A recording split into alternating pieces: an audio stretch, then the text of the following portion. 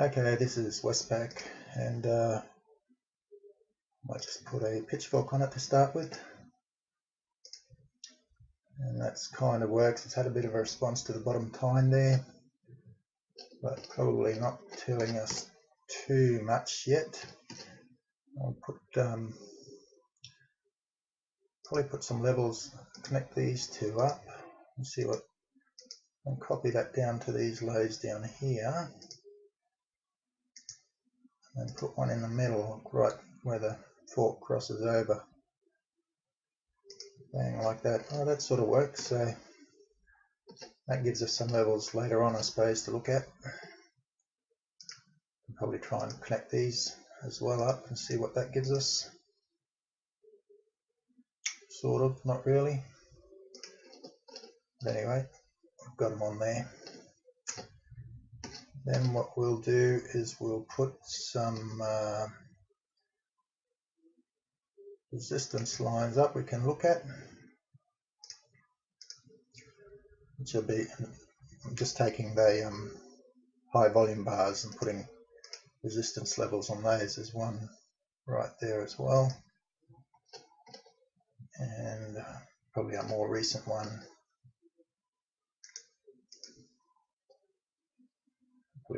There's that one there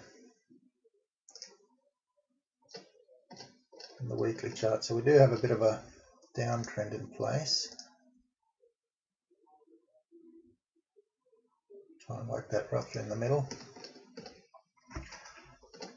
And then this last pivot hasn't quite made it to the other side of the channel. All I've done with that channel is take the two highs and connect the intervening low, and then put a center line on it. It's just a simple Wyckoff channel.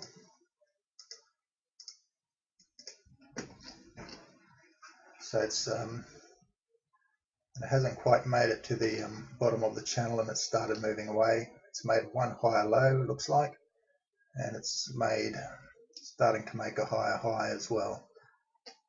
So, but anyway, that's a few levels there to look at. That's not really telling us a lot, except there's high volume down here where it's crashed in the beginning of August. Then the next bar closes up, so there must have been a lot of buying on this bar for the next bar to close higher, and it's gone down again on high volume. The next bar again is closed higher, and we get a no demand. That's actually a very shortable no demand on the weekly.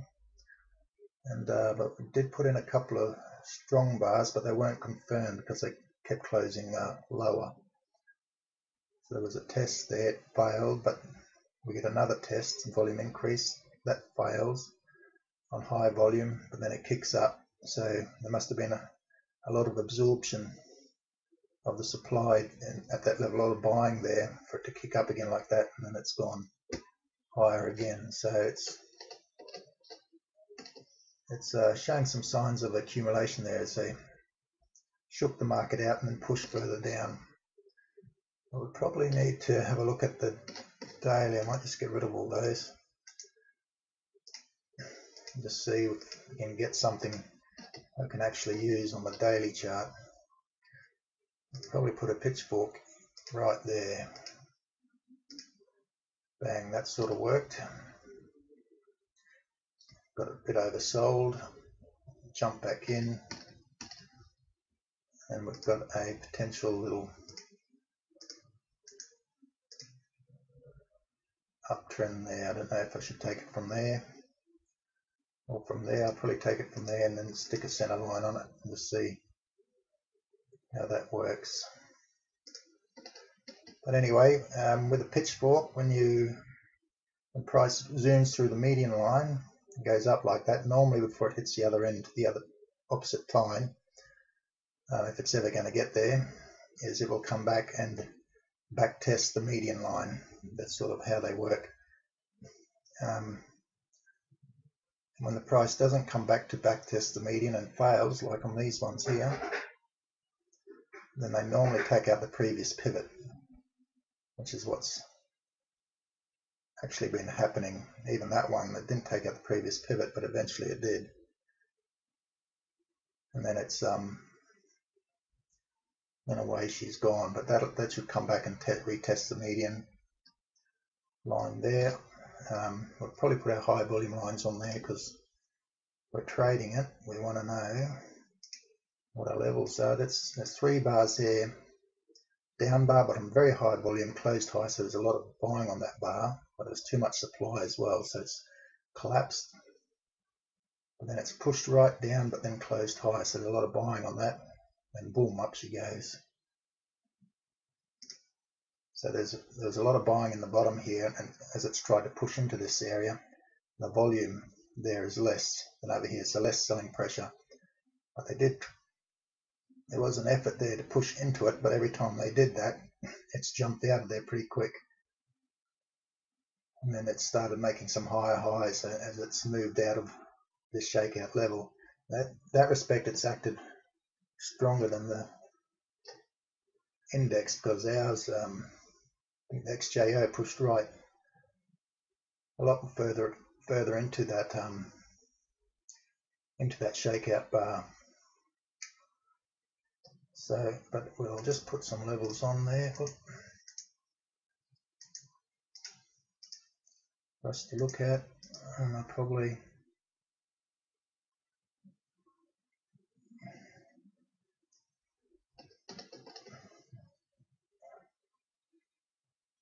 that's a real high volume spike there as well. So the top of that, so it's had problems when it's come to back to the top of this bar.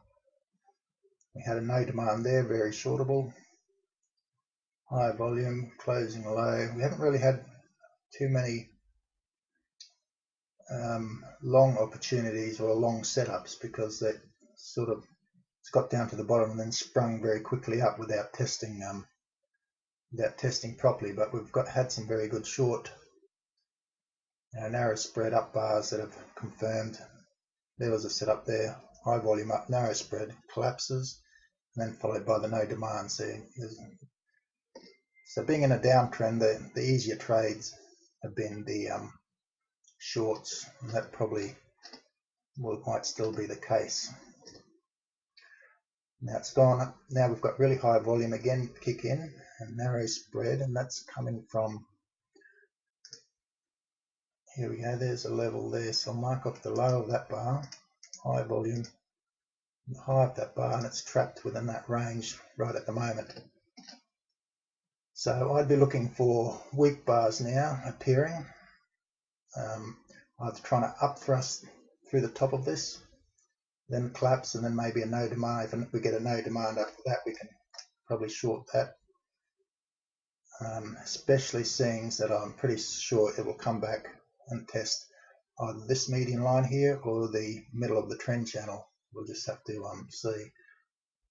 If we find any really weak bars getting up here, there might be a good opportunity to go short. If we see some no demand narrow spread up bars or up thrusting, we might get a short setup. But we do have a higher low now, and a couple of higher lows actually, and we have a higher high, so we can probably start looking out for some possibly some long setups, especially if we get some strong bars now. I'd certainly be looking at this bottom of the trend channel here for any strong bars, and if there's any strength appears on that bottom of the trend channel, uptrending channel there, that might be a good place to have a potential long trade if it sets up right for us. But otherwise, we're coming to the top of a trend channel, whether it's the uptrending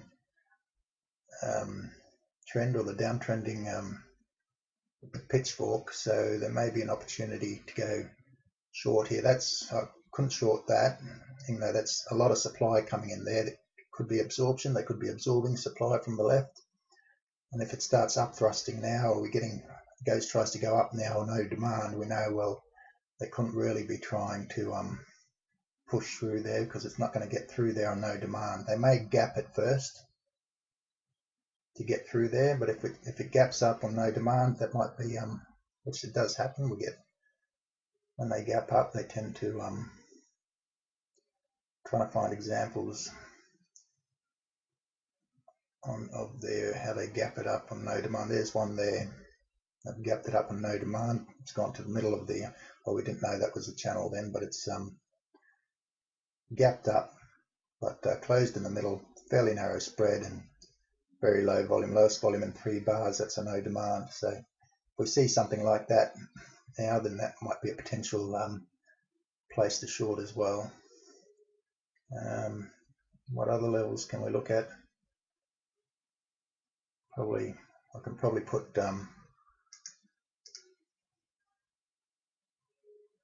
something on the bottom there. That's the next highest volume bar. If we go back a bit more, it's probably not quite there yet, but we're still we're still in a downtrend, aren't we? So we've got to we're paying a lot more attention to our weak bars than we are to our strong bars, but we do have a potential uptrending channel here that we can watch for opportunities to go strong.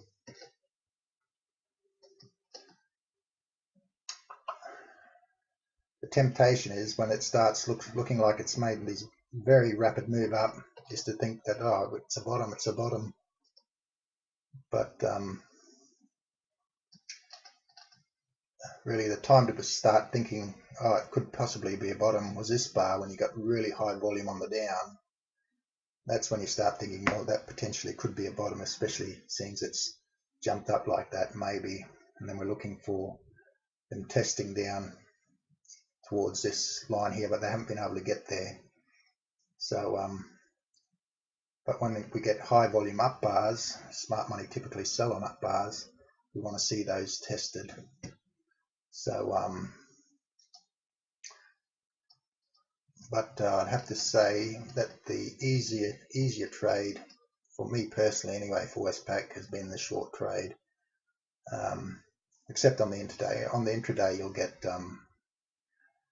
you can use these daily levels on the intraday as well, and you get some nice pivot points and for trading both ways. But for your longer term, if you're taking puts or playing options or that sort of thing, I'd probably look at the you can probably take those daily levels and put them on the weekly chart, which I haven't done. But there was a nice no demand there right at the top, as it's tried to sort of up thrust. It's not really an up thrust, but as it's found resistance at the close of that bar, there was a nice opportunity there, but not so much now at the moment on the weekly chart anyway. And the daily chart, it's not telling us really anything yet, except that it's had a good move up. It confirms there was a lot of buying down here. We've had a lot of volume coming at the bottom, and we're now above that volume. And we want to see some testing now to come back and test, which it'll do. It'll probably come back and test this median line at the very least. And if we're moving along and we start seeing some really strong bars towards this bottom trend line here, then there'll be opportunities to go long. If we see weak bars now popping up at the top of our pitchfork or at the top of our uptrending channel, even if they're particularly weak, there might be an opportunity as well there, because if it just keeps going up like it has, it's got to retrace eventually, and I would have a target probably of at least the middle of this channel here, and probably even really the median line, because that's what they generally tend to come down to before they head on back up. But anyway, that's Westpac, and that's just a few levels I'd be watching for opportunities for watching strong or weak bars coming in. And but at the moment there's nothing really there to go on at the moment. You wouldn't buy that, you wouldn't sell it. We want to see now it's supply coming in, and we want to see now what the price does in relation to that area. And want to see either some testing of it, or if we start seeing some weak bars show up, then we might go short. But so we can just sit and watch at the moment. But certainly putting a potential little uptrend channel here potentially, if it can make it up there. We'll just have to see how that progresses. So very interesting anyway. So it's certainly not it hasn't been behaving weak really. I mean, it's had a crash like everything else, but it's not overall. I mean, it hasn't been able to get through all this supply here. It hasn't been able to push through. I mean, it's got sort of halfway down to the 50%, but it hasn't been able to push through further than that. So there must have been a lot of accumulation happening on that bar. But yeah, but we want to see some testing now. If we're looking at long trades, we want to see some testing now at some of our levels when they come back and test. And any light volume, really light volume bars closing high will show us there's not a lot of selling where it previously was selling. So, but anyway, it's Westpac. Okay, this is IPL, and we might just put just connect those two pivots there. It's got a little bit of a trend channel happening there that it's trying to hang on to, or it's broken out of. So I might just leave that line on there at the moment. Probably more relevant if I take that off. Just look at got a particularly high volume bar right here. If I mark the close of that bar, bang, we've had a bit of a response to it. See? So IPL, what's that? Insightec Pivot Limited. I've had a pivot there for certain. It's had a response to that level in the past, gapping over it to move on up. So I'll leave that there. Probably we need to put a trend channel, downtrending channel. It's been in a downtrend, so I'll connect those two highs and the intervening low.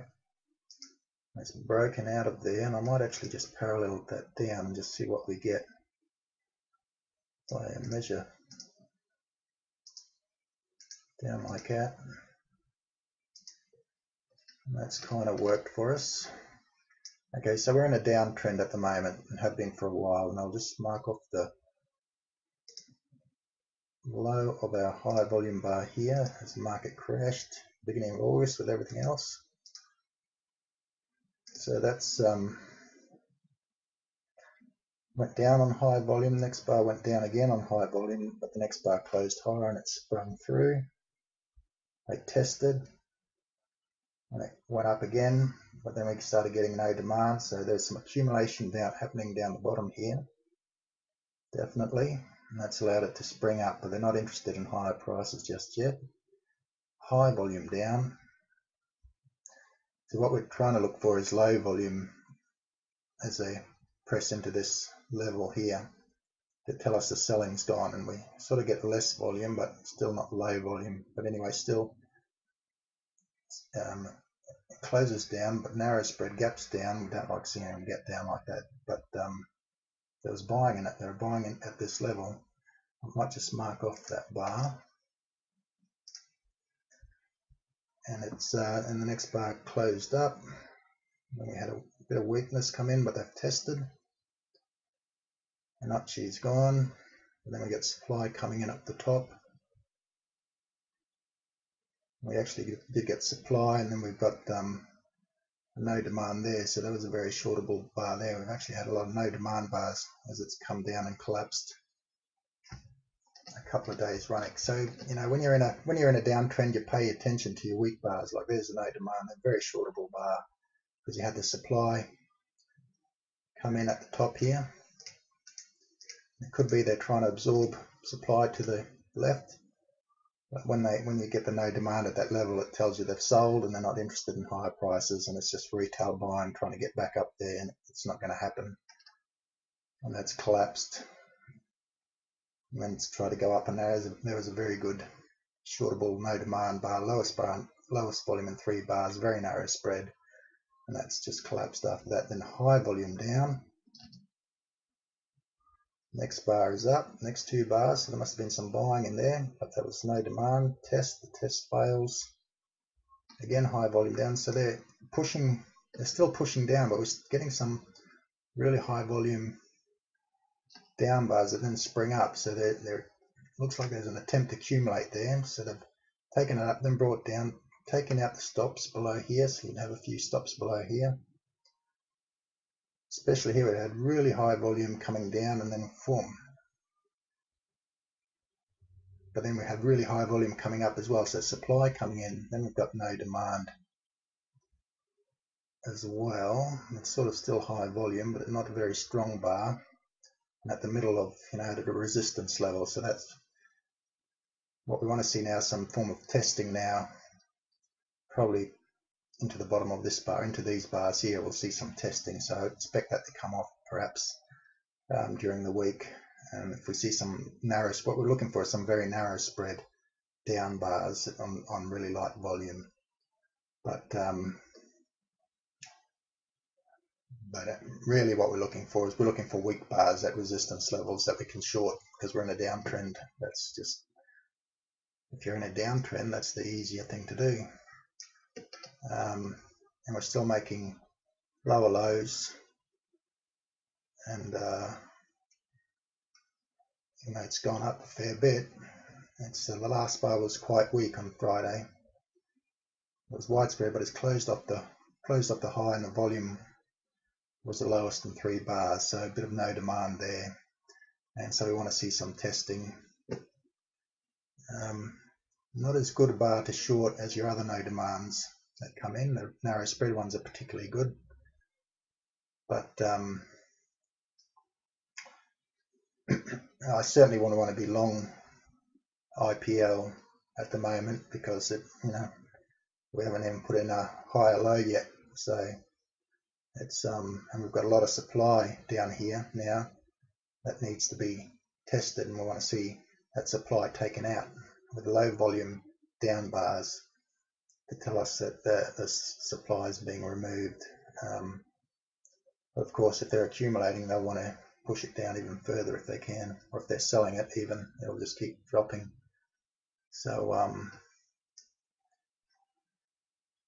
we'll just have to keep an eye on that. Just interestingly enough, we've got a bit of a HR failure there at the top here. See that? There's a HR failure. See, that should have pivoted at this point here. And when it failed to do that, it normally takes out the previous pivot. That's a Hagopian rule failure. And normally, you put in, what I would do is put in a line there and then mirror image that line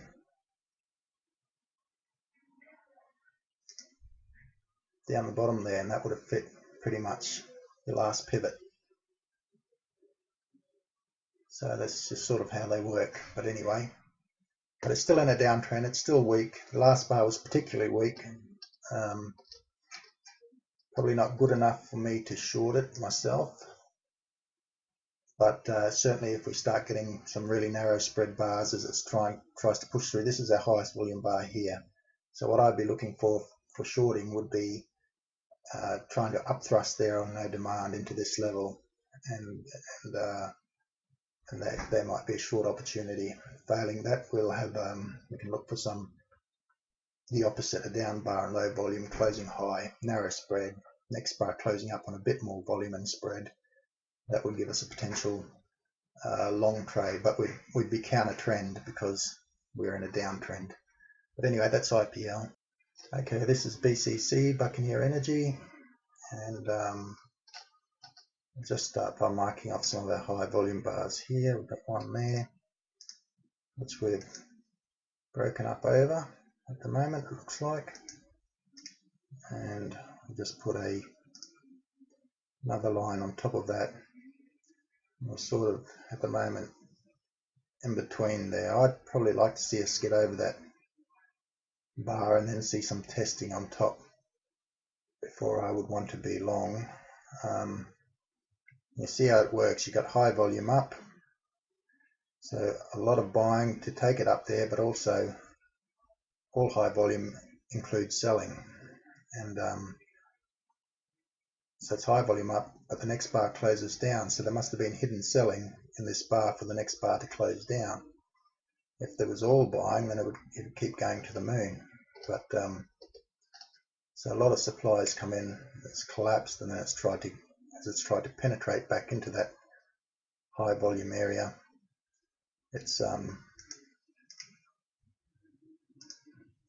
It hasn't been able to get through, and I've just marked the close of that bar as well, and I probably can mark the low of that bar.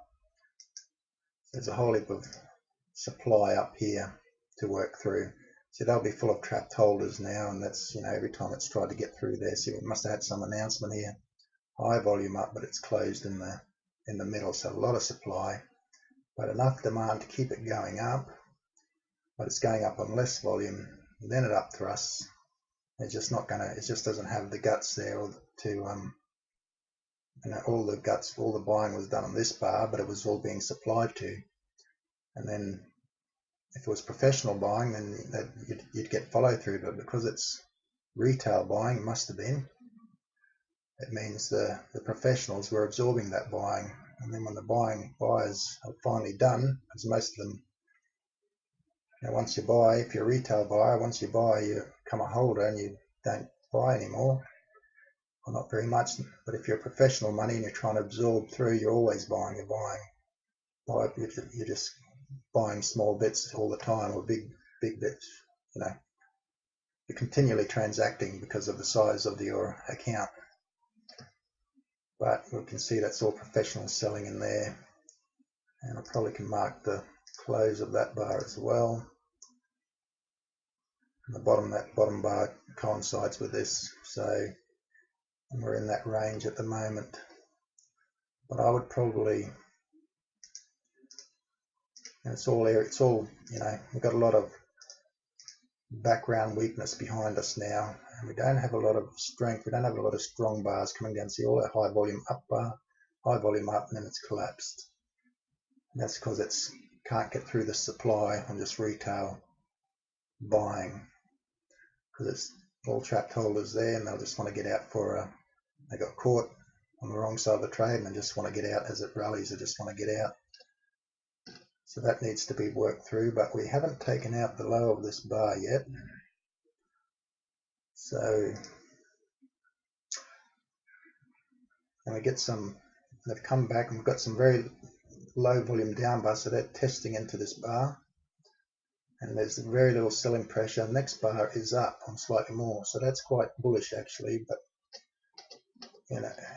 the two on their own are quite bullish, but where it isn't that crash hot. If you're in a defined uptrend, if we're starting making some higher highs and higher lows, you could get a bit of an uptrend channel going. We probably can get a bit of an uptrend channel going, but it doesn't matter where I draw it from, it keeps breaking.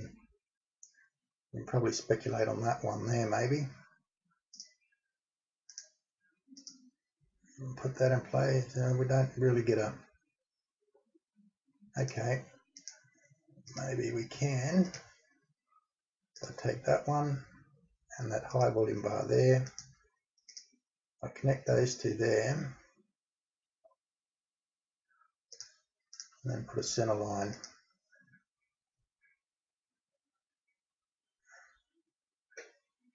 And that pivot there. So that kind of works. But it's flat out trying to hold that even. So, so those two bars on their own are quite good, but where they are isn't that good. I think we want to see this high here. I want to see that taken out first at the 10.5 cents, and then testing on top of that. Then we can have a look, even if we don't pick the bottom.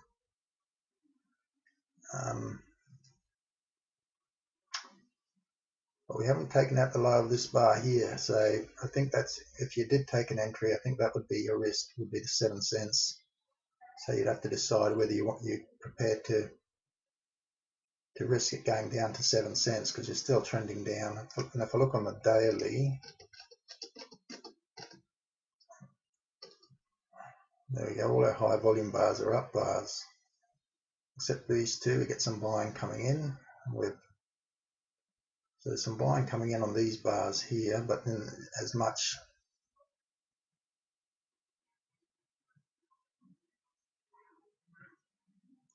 Then we get a high volume as it goes down. It goes up on no demand, comes down, tests within this area on less supply. See, the selling pressure is coming up as it's coming down, so that's all right.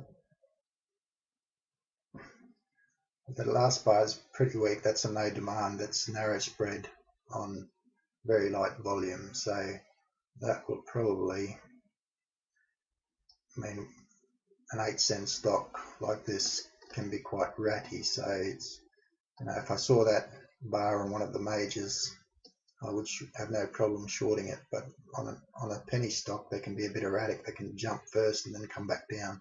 That's a no demand. So that's not particularly strong. So to me, I think we want to take out, we'll go by the weekly chart, and I think first we want to take out this 10.5 cents, I think, is what I would be waiting for. Otherwise, there's nothing particularly interesting there, apart from that it seems to have held this higher low up here, well, this relative to these.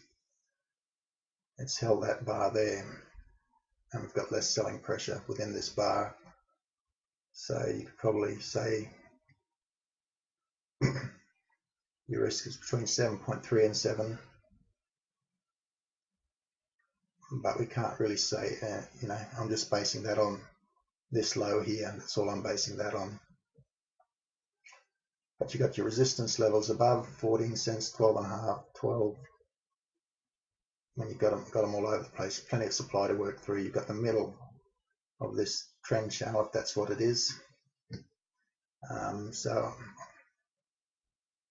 if we can make it up to that trend that middle center line, then if we saw some testing after that, down bars on low volume, then that would probably actually be a good thing to look at. But I think we want to take this high out. This is our highest volume bar. Take the high out and then test, and then we can see what that looks like. But anyway, that's Buccaneer Energy.